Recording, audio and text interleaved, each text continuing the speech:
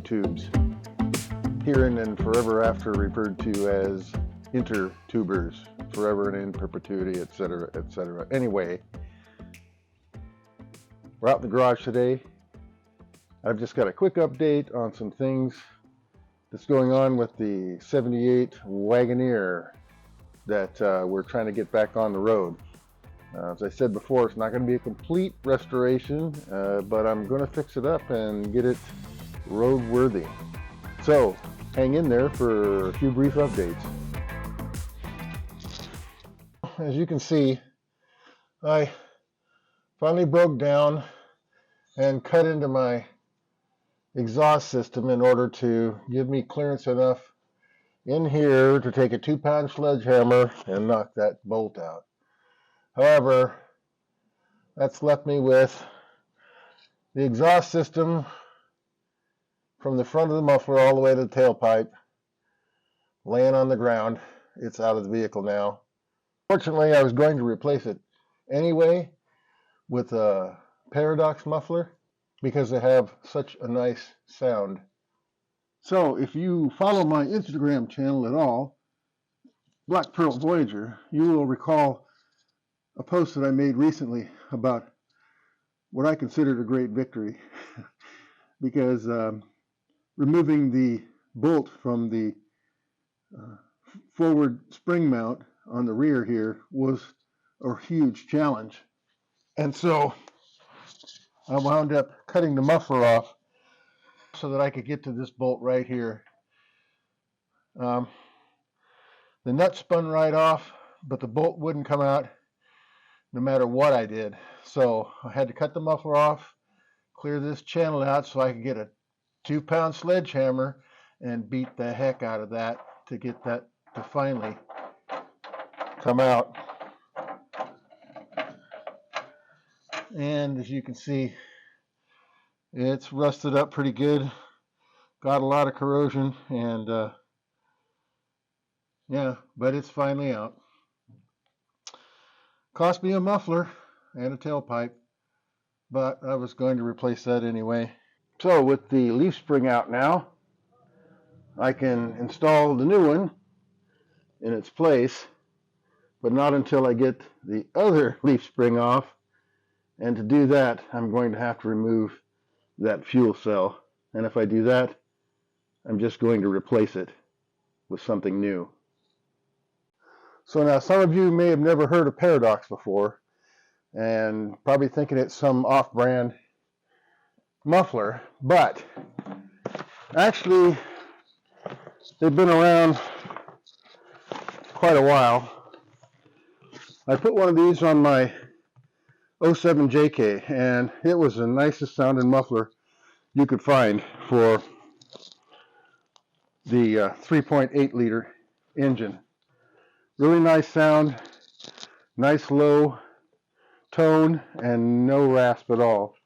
So I decided I was going to buy one and install it on this anyway. And this will directly replace it. Of course, after this, I'll have to go get the rest of the exhaust reworked, but I'll take it up here to David Kishpaw up at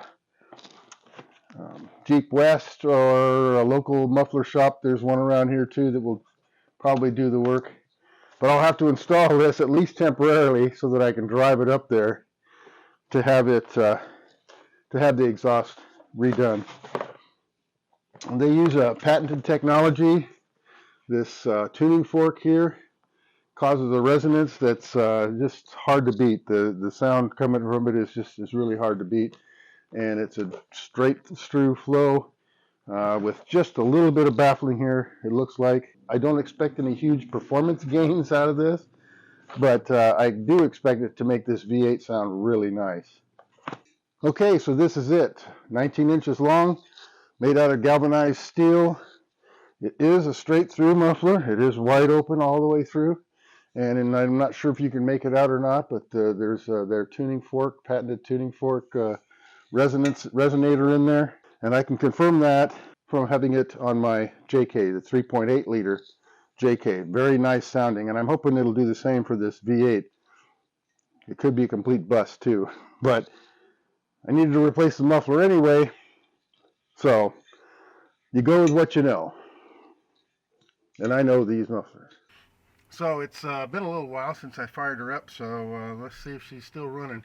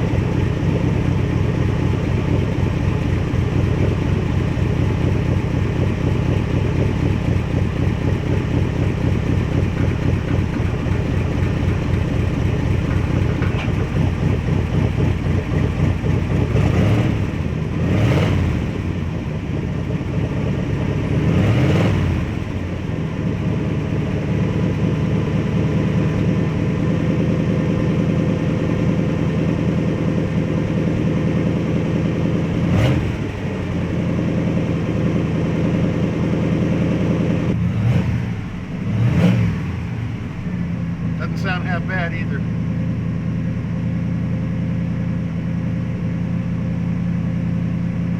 That's that Paradox muffler. Sounds good.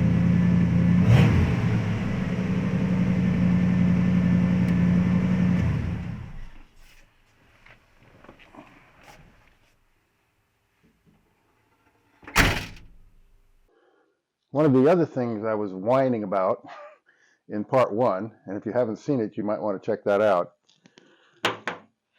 is the old wood grain that I'd like to replace on this vehicle. Now, I'm not going to repaint it. I like the kind of patina that the age has provided for this, but I would like to freshen up the wood grain, and I've been having trouble getting the stickers off.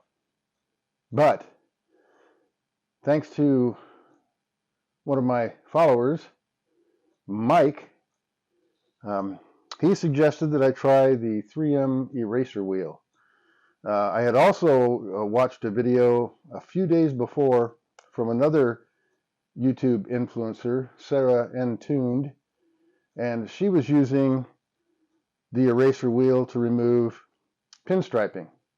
And it seemed to do a really good job, and it has no effect whatsoever on the paint. So here's how that turned out. So here is the 3M eraser wheel. It's 4.5 inches in diameter and probably 3/4 of an inch thick or so. Some that you buy do not come with this part here. You have to buy that separately. But my wife found them on Amazon, complete like this, but they're $45 a piece or $49 a piece. That's ridiculous, really ridiculous. And I'm going to need probably 3 at least. So after a little bit more internet searching, I found another product. It's called the Whizzy Wheel. It's a rubber compound similar to the 3M. I haven't tried the 3M. I don't know if it works better than this or not, but this really gets her done. I've been working on it on and off. You can see some of the dust here. It's just rubber. And if you look here, there's absolutely no damage to this paint. As a matter of fact, this paint looks new underneath. These are about $11 a piece. They're 1/2 inch smaller in diameter, but wow, I could buy all that I need to finish this for the cost of 2 of those 3Ms. Okay, let's give it a try.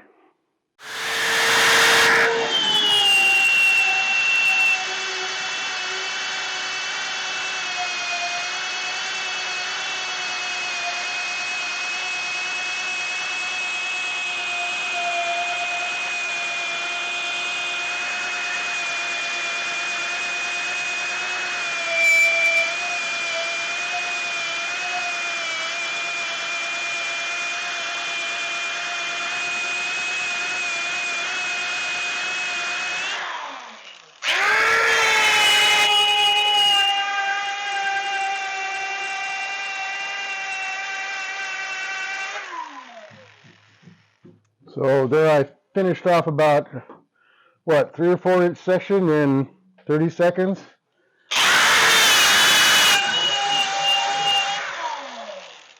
I've got a little touching up to do. There's a little residual that hides in the cracks, but for the most part it comes right off. And you will need a drill motor. This one is about 1200 RPM at its fastest, and that's just about right. You're supposed to keep it under 2000, but I'm finding out that about 1000 or 1200 is perfect speed.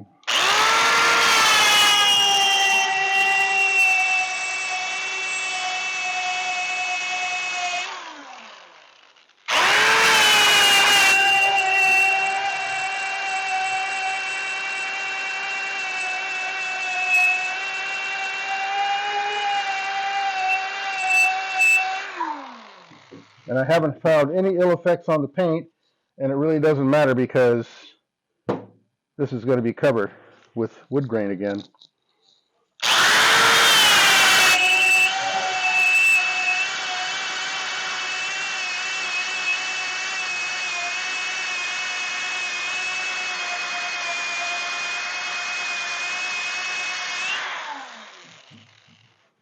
Easy peasy. Now just for fun, let's try the 3M. I expect the same or similar results. I can't imagine it would be better. If it is, it might be worth the almost $50 a piece. Otherwise, not so much.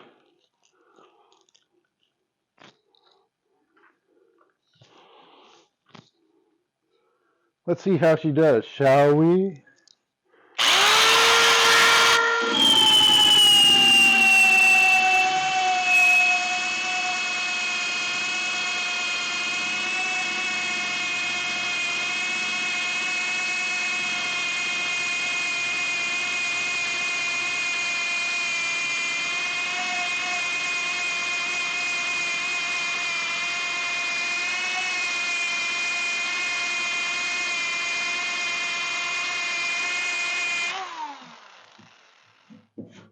Well, it hasn't taken it completely to the paint. There's still some residual adhesive here.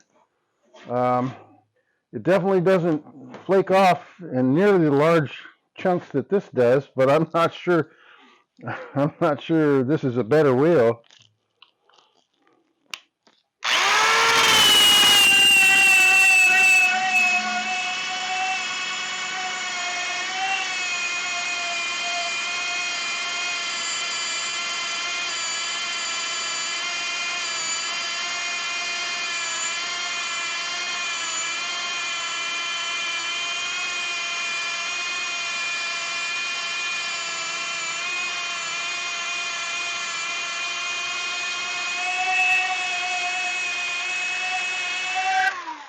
So it very quickly removes the surface of the sticker, but there's still a lot of adhesive left behind. I don't know if I like that or not.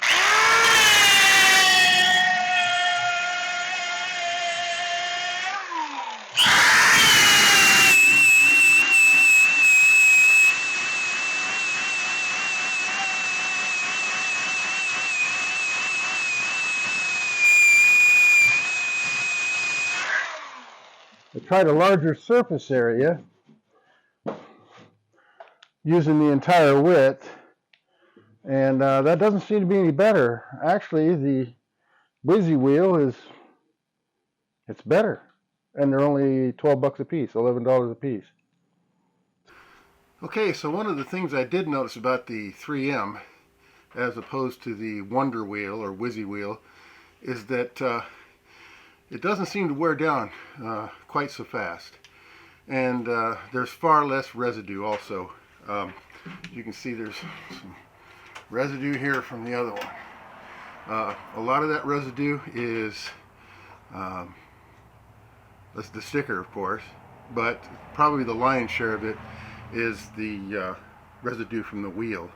So the 3M wheel may not wear down nearly as fast, so you have to figure that in to how many it will actually take to do the job. still for $45 or $50, that's a lot. And if you have to go back over it with Goo Gone to get rid of the adhesive residue, I'm not sure you're doing yourself any favor by sticking with the 3M wheel. So consider that. Thank you, Just Mike and Sarah, for the excellent suggestion on the 3M and knockoff adhesive removing wheels.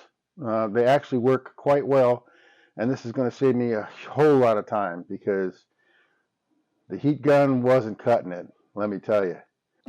I'd like to also shout out Kyle Carnes, who, after watching my videos